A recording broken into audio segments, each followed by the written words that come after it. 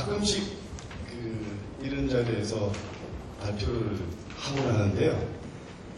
항상 이게 발표를 하기 전에는 되게 고민을 많이 합니다.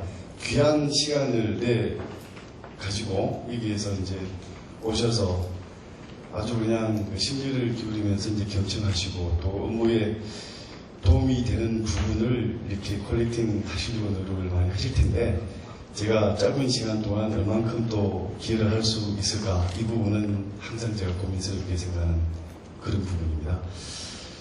요 시작하기 전에 제가 느끼는 점 이런 부분을 간략하게 좀 말씀을 드리고 발표를 시작하겠습니다. 제 개인적인 그런 사생활인데요. 제가 중학교 다니는 아들놈이 하나 있습니다. 항상 집사람하고 토요일, 일요일 되면은 스마트폰 전쟁이 이루어집니다. 이제 가끔씩 이 아들은 스마트폰을 가지고 오랫동안 가지고 놀려고 그러고요. 또 이 집사람은 그걸 뺏어가지고 공부에 또 집중을 하도록 하는 그런 전쟁이 매주 토요일, 일요일 발생됩니다. 30분 또는 1시간을 이제 토요일, 일요일 날 이렇게 하라고 허용을 하면 그게 이제 중독되다시피 하다 보면 일요일 날 1시간짜리를 토요일 날에 2시간 쓰겠다. 이거 가지고 감독노박을 막 하고요. 중간에 가끔 제가 중재 역할을 합니다. 아이폰을 만든 분이 스티브 잡스인데 스티브 잡스가 자녀들한테 이 아이폰 사용을 오랫동안 하지 않게끔 시간 제한을 준 것도 있다. 그러니 이쪽에 대가하신 분의 자녀들도 스마트폰 사용에 대한 이 제한을 두는데 엄마 말이 맞는 것 같아 아들아. 좀 이게 제발 좀 얘기 좀 들어라. 이런 얘기를 하면서 중계 역할을 하는데요. 여전히 매주 토요일 되면 전쟁이 일어납니다. 네, 발표 시작하겠습니다.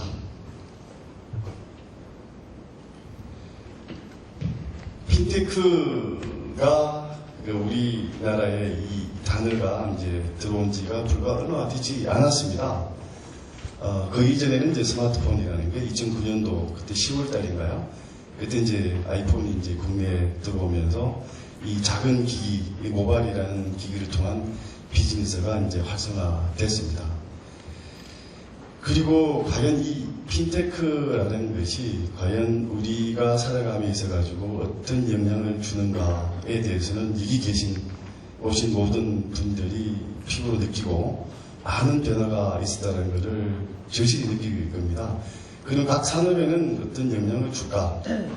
또는 다른 외국과 한국의 상황은 어떻게 다를까? 이런 것들을 조망하는 장표라고 보시면 되겠습니다. 우선 언론에 보면 핀테크라는 용어를 가지고 가장 많이 부각되는 시장이 중국 시장입니다.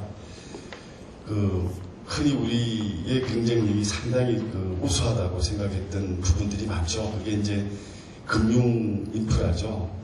어떤 곳에도 이제 은행 인프라가 촘촘히 다 들어서 있고, 카드도 경제 활동을 하는 모든 분들한테 이렇게 발급이 되다시피 하고, 어디를 가든 카드를 쉽게 사용할 수 있는 가맹점 인프라가 다 구축되어 있습니다. 반면에 이제 중국 시장을 보면 거대한 넓은 면적을 가지고 있습니다. 그러다 보니까 은행이 아무리 크더라도 그 넓은 면적을 커버하기에는 부족한 점이 많죠. 또 신용카드 발급도 상당히 이제 직구카드 대비해가지고 이제 성장이 좀 더딘 이유는 그 넓은 면적에다가 이 가맹점 인프라 구축이 이렇게 덜 활성화됐던 부분들이 중국 시장에서 핀테크라는 이 사업이 발전한 뒷배경이라고 여러분 잘 알고 계실 겁니다. 중국의 이제 인구들이 이제 은행 계좌를 가지고 있지만 실제적으로 이제 지점에 가서 돈을 인출하거나 이런 부분들은 상당히 불편한 점이 있는데 이런 시장을 제대로 본 거죠. 이제 마인 회장이 온라인 쇼핑몰을 하면서 대규모의 고객들을 모집을 하고 알리페이라는 선불 충전형 계좌 및 알리페이 간편 결제 솔루션을 만들어서 시장을 장악을 했습니다. 이 시골에 있는 어떤 농부님이 어떤 자재를 좀 구입을 해야 되는데 멀리 나가기 힘들죠. 그러다 보니까 온라인 쇼핑을 통해 가지고 구매를 하는 뭐 이런 것들로 인해서 폭발적으로 이제 성장을 했습니다. 또 뭐 선물 충전 계좌만으로는 이 고객들한테 플러스 알파의 베네핏을 주기 어려우니까 MMF라는 그런 펀드를 제공함으로 인해서 고수익의 은행 예금 금리보다 높은 금리를 주면서 고객들을 락인시키는 그런 활동들을 하고 있고, 이게 이제 중국의 이 핀테크의 발전이라고 저는 생각을 하고 있습니다. 미국 같은 경우도 신용카드 발급하는데 상당히 까다롭습니다. 기존에 이제 예금 관련된 그런 실적이 있어야 되고, 또 기타 증빙을 할 수 있는 서류도 필요하고, 그러다 보니 신용카드가 이제 발급을 못하는 이 고객들이 많다 보니까 페이팔이라는 선물 충전 계좌를 활용한 지불결제, 이쪽 시장이 이제 온라인의 한 20%를 장악하고 있는 걸로 저희들이 알고 있습니다. 유럽 같은 경우도 보면은 전통적 비즈니스를 하고 있는 금융회사들이, 은행들이 송금이라든지 기타 등등의 수수료가 상당히 높게 부과되고 있습니다. 그러다 보니까 트랜스퍼와이즈라는 해외 송금에는 아주 저렴하게 송금 거래가 되는 그런 핀테크 기업들이 이제 등장을 해서 많은 부분 시장을 이끌어가고 있습니다. 한국은 좀 전에 말씀드렸던 것처럼 이 제도 하에서 성장을 거듭했고, 또 어디를 가든 카드 사용이 가능하고, 또 어딜 가도 집 주위에 어떤 은행이든 하나가 있는 그런 촘촘한 인프라망이 잘 깔려져 있는 그런 나라입니다. 또 최근에 이제 정부의 규제 완화 및 핀테크 지원 정책에 따라서 좀 붐업이 실시되는 그런 환경으로 볼 수 있겠습니다. 뭐 큰 그림으로 이제 그려봤는데요. 실제적으로 보면 핀테크의 태동이 여러분들 많이 보시겠지만 지불 결제 영역에서 시작했다고 합니다. 좀 더 이제 과거로 돌아가 보면 지불 결제 영역 이전에 어떤 것이 이제 왕성하게 고객 기반이 만들어졌느냐, 그거는 쇼핑입니다. 페이파 이쪽 부분도 이베이라는 큰 쇼핑몰을 만나기 때문에 성공 가능했고요. 그 다음에 알리페이라는 지불 결제 솔루션 같은 경우도 알리바바, 타오바오, 티몰이라는 쇼핑몰을 근간으로 해서 이제 태동된 비즈니스 모델입니다. 거기에서 이제 금융이 가미가 되고요. 금융은 뭐 P2P 대출, 뭐 크라우드 펀딩, 뭐 송금, 뭐 기타 많습니다. 저는 이거 이외에 다양한 어떤 비즈니스 모델이 또 만들어질 걸로 보여집니다. 이거는 뭐 송금기체 같은 경우는 국내는 뭐 토스, 미국에는 벤모, 또 기타 관련된 그런 업종별로 다양한 핀테크 사업체들이 많이 발생되고 있고요. 제가 보기에는 엄청나게 많은 그런 핀테크 업체들이 다니고 하고 있는 걸로 보이고요. 어떤 데는 이제 성공한 그런 모델도 보이고, 또 어떤 곳에서는 이제 소리 없이 유성처럼 사라지는 그런 작은 핀테크 기업도 있는 걸로 저희들이 보고 있습니다. 여기서 이제 뭐 해외든 국내든 핀테크 관련해서 주는 시사점을 한번 간략하게 정리를 해봤습니다. 국내의 이제 시각 또는 뭐 글로벌의 시각 다 합쳐서 보면 다양한 어떤 그런 팩터들이 나올 수 있지만 크게 세 가지가 중요하지 않을까라고 해서 작성을 해봤습니다. 무너집니다. 산업 간 그런 벽은 무너지고요. 그 산업 혼자서 갈 수 있는 길은 이제는 좀 모색하기 어렵지 않느냐. 융합과 결합, 연합 이런 것들이 이 미래의 비즈니스의 모델이 아닐까라는 생각을 합니다. 그리고 또 무너집니다. 온라인만의 비즈니스 모델, 오프라인만의 비즈니스 모델 무너집니다. 보이고 있죠. 인도네시아 시장을 제가 또 조사를 하고 있는데 오히려 거기가 O2O가 더 발달되어 있더라고요.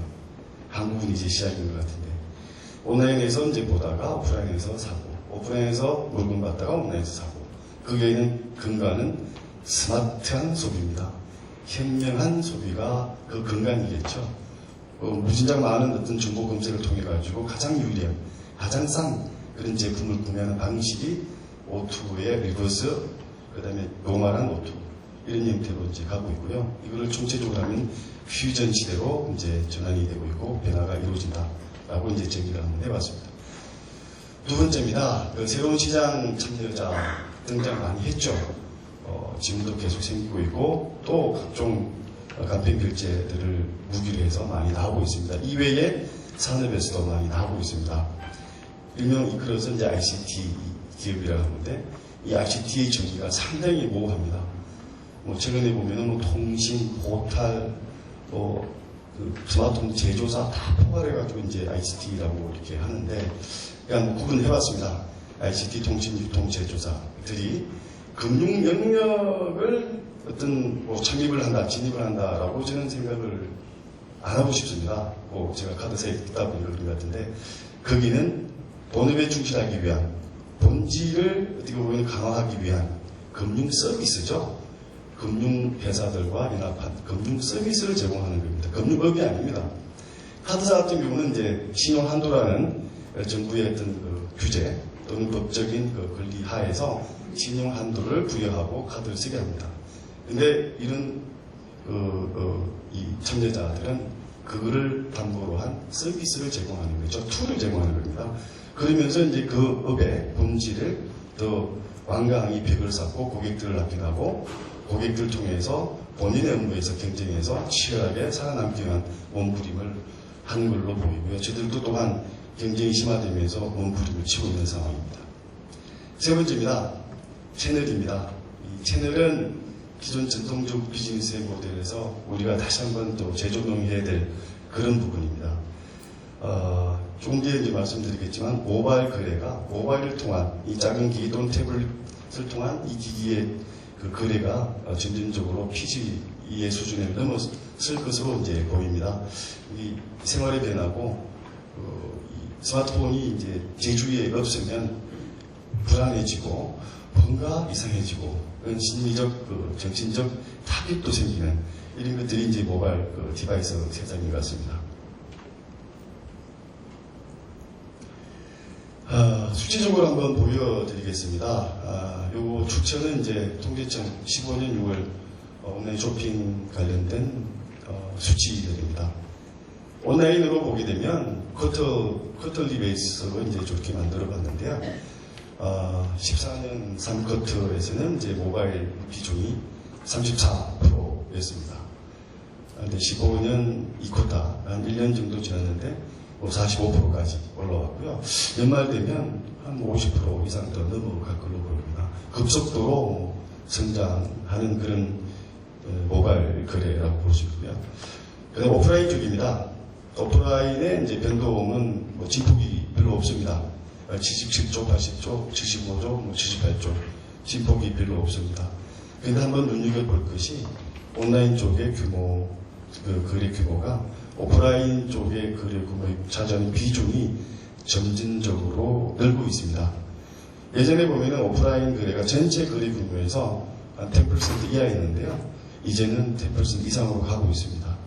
이게 오프라인 일반 가맹점에서 물건을 보고 온라인에서 구매하는 비중이 점진적으로 늘어나고 있다는 그런 결과가 수치적으로 보여주고 있습니다.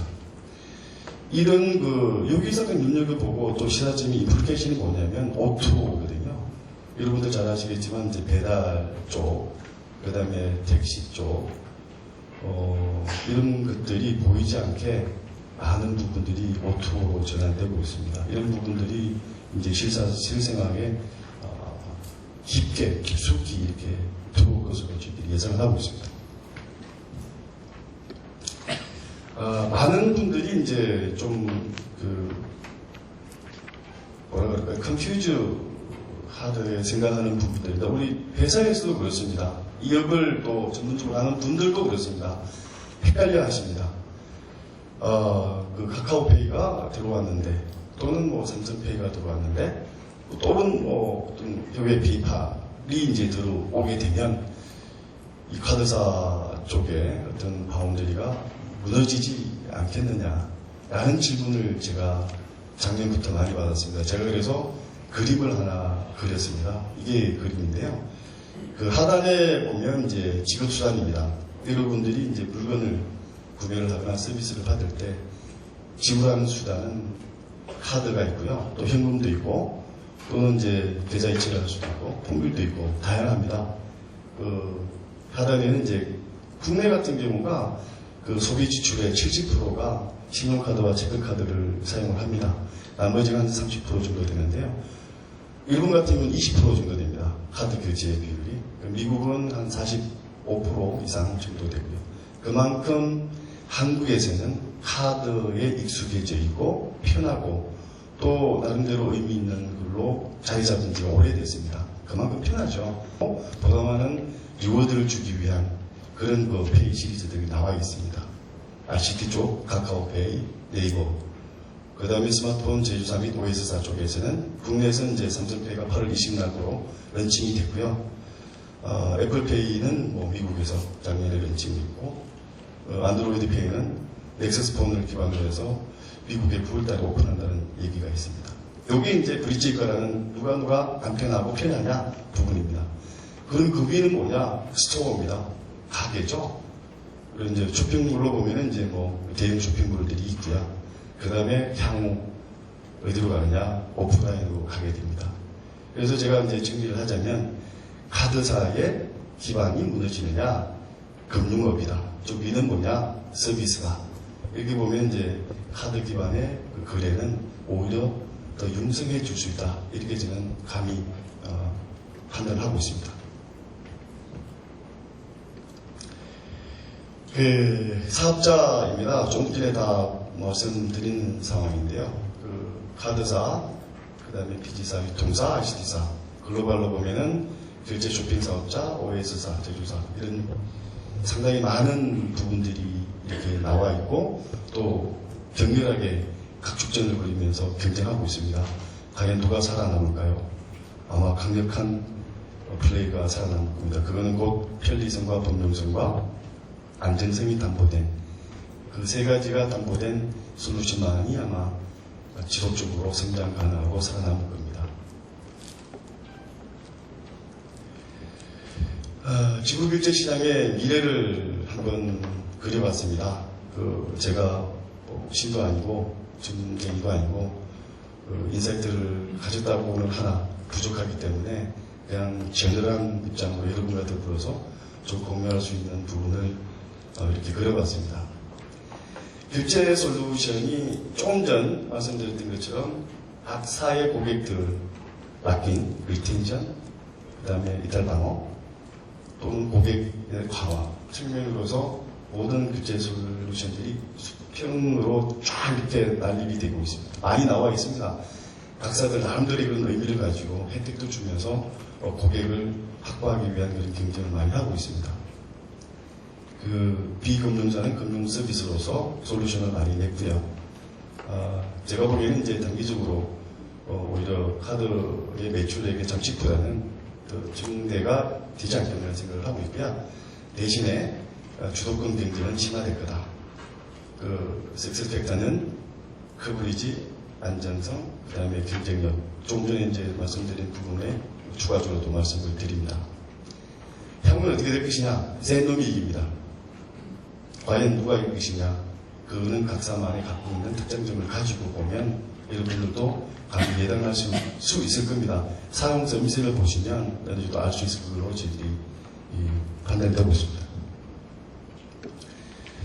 자, 카드사는 그러면 핀테크 시장에서 어떤 주도적인 역할을 할 수 있느냐? 아니면 물끄러미 핀테크 시장에 대해서 이 트렌드를 직접 보고 따라가야 되느냐?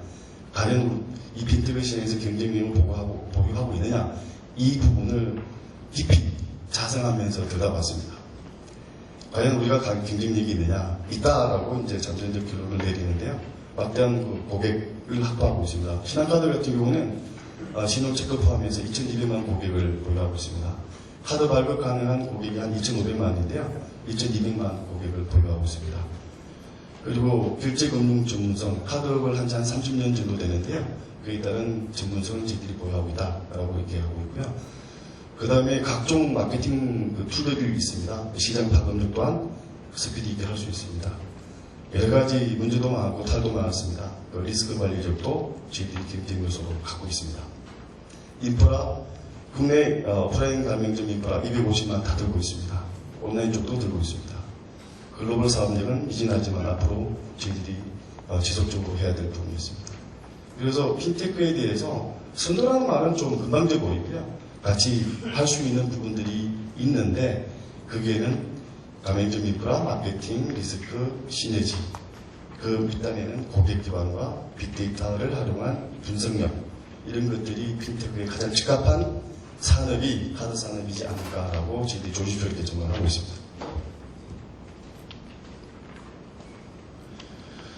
그러면은 신한카드 입장이 아니라 과연 이제 카드사의 역할과 비전은 어떻게 될 것이냐 또는 그게 무엇이냐라고 저희들이 정리를 해봤습니다. 저희들은 총무의 역할을 하고 싶습니다.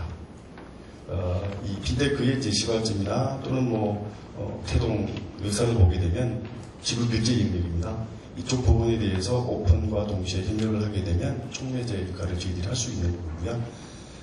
그러면서 이제 결제 분야를 통해서 좀 더 확장될 수 있는 모델을 카드사가 좀 이렇게 기여를 할 수 있는 부분이 있지 않을까라는 생각을 합니다. 그리고 두 번째는 결제 고도화 쪽입니다. 솔직히 지금 신문지상에도 그렇습니다. 이제 중금리 대출을 활성화하자. 그 다음에 1금융권과 2금융 또는 3금융 또는 지하 경제를 볼 때 솔직히 신용 기반이 좀 취약한 우리 국민들 같은 경우는 이 고금리에 이제 좀 많이 고통을 받고 있죠. 정부 차원에서 중금리 쪽을 내밀고 있습니다. 그게 서민 경제라고 볼 수 있겠습니다. 서민들한테 중금리의 대출을 주면서 이자에 대한 그런 부담을 줄이겠다. 이 부분도 저희들이 가능합니다. 그다음 세 번째입니다. 보안입니다. 솔직히 그 업무를 하면서 저희들이 앱카드를 이제 런칭을 했는데요. 거기 기존의 카드 정보를 입력하는 방식이 안식클리 방식입니다. 이름이 좀 앞에서 일반 배치인데요. 그것을 고수하는 분들이 50%입니다. 쉬운 어떤 솔루션이 나온 듯 불구하고 그걸 고수하시거든요. 그거는 보안의 문제입니다. 보안에 대한 트러스트가 없기 때문에 그 부분을 여전히 고수를 하고 있습니다. 그 고객들의 심리가 그렇습니다. 이 부분을 저희들이 계속적으로 연구 탐색해서 안전화되는 장치로 저희들이 계속적으로 노력을 하고 있습니다. 그 다음에 이제 생태계입니다. 이런 2,200만 고객 또는 3,000만 고객을 대상으로 과연 무엇을 할 수 있을까? 혼자만이 안 됩니다. 신한카드 혼자만도 안 되고요. 카드사 혼자만도 안 됩니다. 연합해야 됩니다. 그게 이제 그걸 통해 가지고 작은 아이디어로 또는 엄청난 아이디어로 이 시장을 돌파할 수 있는 그 기회와 토양을 여기서 만들어낼 수 있지 않을까라고 생각을 해봅니다.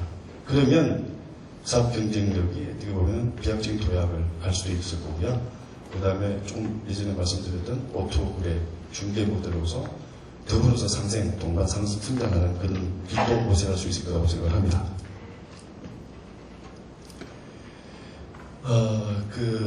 또 하나 이제 정리를 하게 되면요. 이제 최근에 그 정부에서 카드사의 부수 업무를 파지티브에서 네거티브 환경으로 이제 전환을 하려고 합니다. 그렇게 되면 이제 비단 부수 사업으로서 보험, 중개, 기타 이런 부분이 있었는데요. 좀 더 이렇게 활로가 더 확장이 되게 되면 핀테크와 더불어서 융합을 하게 되면 좀 더 나은 모델이 될 수 있을 것같아요. 같이 이제 에코시스템을 같이 협력을 하게 되면 좀 더 파이가 더 성장할 수 있다 이런 생각이 들고요. 결제와 라이프와 금융 3자 모델이 융합이 되기 위해서는 혼자만이 안 되기 때문에 제휴, 협력, 연결이 필요하다라는 그림으로 여러분한테 표현을 할 수 있을 것 같습니다. 카드사를 대표해서 신한카드의 이제 핀테크 사업 추진 방향에 대해서 말씀을 드리겠습니다. 크게는 세 가지입니다. 주도권 공고화 제가 아닙니다. 이게 제작자와 계신데요. 주도권 공고화 아닙니다. 지금 협력입니다. 그 모바일 결제에서는요, 저희들이 이제 지속적으로 저희들이 성장하려고 합니다. 모바일 시장이 지금 같고 앞으로도 성장할 텐데 스마트폰, 태블릿을 가진 그런 고객들과 더불어서 같이 호흡할 수 있는 고객 가치를 제공할 수 있는 그런 부분은 모바일 쪽에 카드와 더불어서 할 수 있는 그런 고객님들을 찾아서 같이 제공을 할 수 있는 모든 솔루션을 제공하고 그 다음에 온오프라인의 가맹점도 지속적으로 할때를 해서 불평이 없도록 만드는 것이 이제 저희들의 목표고요. 그러면 온오프라인의 이제 교합, 통합 통해서 아주 편리하게 제공하는 것이 또 저희들의 목표입니다. 또한 FDS를 고도화시켜서 안전하게 거래할 수 있는 그런 부분도 저희들이 하나의 방향이고요. 두 번째 카테고리입니다. 결제를 기반으로 한그 생활 쪽을 또 융합을 하게 되면 나름대로 의미 있는 고객들한테 좀 더 많은 베네핏을 줄 수 있고 편리한 세상을 만들어 갈 수 있을 거라 생각을 해서 나름대로 어떤 스타트업이든 또 대형 어떤 가맹점이든 이쪽과 더불어서 협력할 예정입니다. 그리고 또 하고 있고요. O2O, B2C, B2B 이쪽 부분도 원격 결제를 통해서 다양한 어떤 결제 영역을 확대를 해서 편리성 제고에 목표를 두고 있습니다. 액티브 쪽은 좀 전에 말씀드렸고요. 그다음에 가장 중요한 것은 협력과 융합입니다. 갑과 을의 관계가 아니라 파트너의 관계로서 서로 윈윈해야 됩니다. 이런 어떤 정신적 사상, 철학이 없다 그러면 다 무너집니다. 서로가 밸런스가 딱 맞춰서 그쪽에서 원하는 거, 이쪽에서 원하는 거, 서로 간의 어떤 이해 타산이 맞아떨어져야 되고요. 한쪽이 저울이 기울면 실패합니다. 그래서 이 부분은 서로가 양보하고 또 윈윈할 수 있는 모델을 만들어야 됩니다. 여기에 답이 물로 보입니다.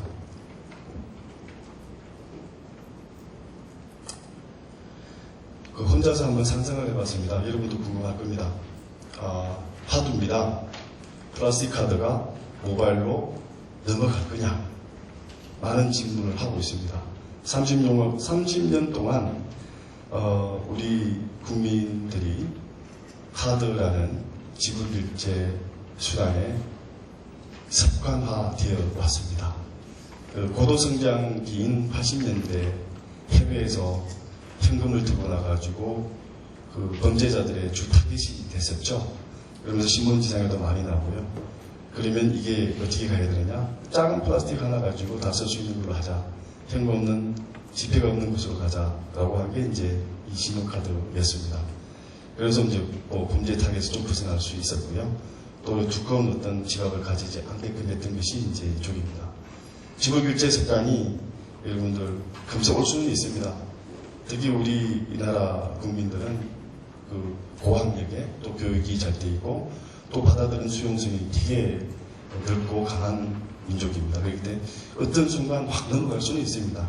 반면에 헤빗 습관은 좀 어렵습니다. 여전히 모바일 결제 솔루션이 많이 나와 있지만 플라스틱 카드 대비해서 불편합니다. 이 불편을 이 자기 요소를 극복해야만이 넘어갈 거다라고 판단하고 있고요. 그 시대는 5년 전에 생각했던 또는 1년 전에 생각했던 것보다 빨리는 올 것 같다라는 생각을 합니다. 두 번째입니다. 제가 발표 도중에 말씀드렸던 부분인데요. 주도권은 어디로 가느냐? 그 부분은 법과 고객이 판단을 합니다. 각종 플레이들이 이제 많이 들어왔는데요. 거기는 서비스다라고 제가 규명을 했고요. 카드는 업이다라고 했습니다. 그래서 법 제도가 신용 한도를 풀어준다고 하면 무한 경쟁이 되겠죠. 그런 자본과 그 다음에 전문성과 그런 여러 가지 관리력이 융합이 돼서 이길 수 있는 사람만이 또는 그 업체가 살아남겠죠. 그런데 이 부분은 여전히 토양이 또 만들어져왔고 고객과 커뮤니케이션을 지금까지 쭉 해온 나름대로의 경쟁력을 갖출 수 있는 곳에서 여전히 주도권은 가져가지 않을까라는 생각을 해봅니다. 이 부분도 누구냐? 고객의 판단이고 고객의 몫입니다. 세 번째입니다. 그럼 카드사의 미래는 어떻게 갈 거냐? 모바일 시장에서, 핀테크 시장에서 앞으로 어떻게 갈 것이냐? 과연 그냥 플라스틱에 의존하고 심판, 신용 판매를 하고 온라인 쇼핑을 하고 금융사업을 하고 먹을 거 있니? 또 정부에서는 감염병 수수료를 또 인하를 하고 이런 부분들이 많이 저희들이 도전적 챌린지입니다. 이런 부분을 과연 슬기롭게 넘어갈 것이냐? 이 부분은 숙제입니다. 그래서 플라스틱을 토대로 한 고객들과의 커뮤니케이션, 그 다음에 비즈니스 모델, 이 부분이 제가 고민하는 그 업에 대해서 고민하는 담당 임원입니다. 머리 아픕니다. 과연 모바일 세상에서 우리가 뭘 하면서 또 회사에 기여를 하고 고객에게 가치 제공을 할 것인가, 이 부분은 여러분들 더불어서 같이 고민을 했으면 좋겠습니다. 짧은 시간인데 좀 많은 부분을 여러분들과 공유하고 싶지만 시간적 제약 때문에 이 정도로 마무리하고 혹시 질문사항이 있으면 간단하게 말씀을 드리겠습니다. 예, 짧은 시간 또 이렇게 집중적으로 들어주셔서 너무 감사드리고요. 혹시 그 질문사항이 있으면 그쪽 통해가지고 이메일이나 다른 방식으로 제 질문에 좀 성실히 답변해 드리겠습니다. 경청해 주셔서 너무 감사합니다.